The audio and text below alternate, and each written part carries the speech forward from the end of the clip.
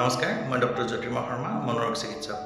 আজি আমি মানসিক ৰোগৰ লগত জড়িত বিভিন্ন ধৰণৰ চৰকাৰী সা-সুবিধাসমূহৰ বিষয়ে আলোচনা কৰিম প্ৰথমতে টেলিমানছৰ কথা ক'ব লাগিব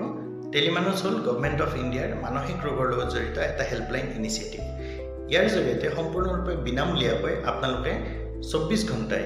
যিকোনো সময়তে যদি কিবা মানসিক সমস্যাত ভুগিছে বা মানসিক অসুবিধাত হৈছে আপোনালোকৰ তেনেহলে হেল্পলাইন নম্বৰত ফোন কৰি আপোনালোকে সা-সুবিধাসমূহ ল'ব পাৰিব দ্বিতীয়টো হ'ল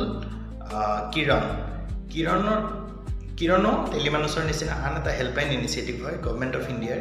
সম্পূৰ্ণ বিনামূলীয়াকৈ ইয়াতো আপোনালোকে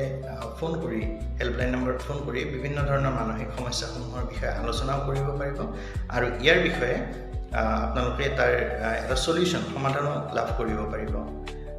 তৃতীয়তে আৰু সবতছে ইম্পৰ্টেন্ট কথাটো হ'ল আয়ুষ্মান ভাৰত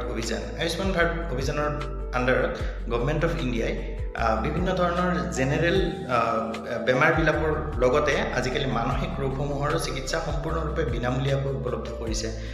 বিভিন্ন ধৰণৰ মানসিক সমস্যাত ভুগিলে আপোনালোকে তাৰ চিকিৎসা আৰু তাৰ আনুষংগিক যিবিলাক পৰীক্ষা নিৰীক্ষা এইবোৰ সম্পূৰ্ণৰূপে বিনামূলীয়াকৈ সম্ভৱ হয় তাৰ কাৰণে আপোনালোকে আয়ুষ্মান কাৰ্ডখন বনাব লাগিব আৰু আয়ুষ্মান কাৰ্ডখন লগত লৈ হস্পিটেললৈকে আহিব লাগিব আৰু সদশেষত কম মনোদৰ্পণ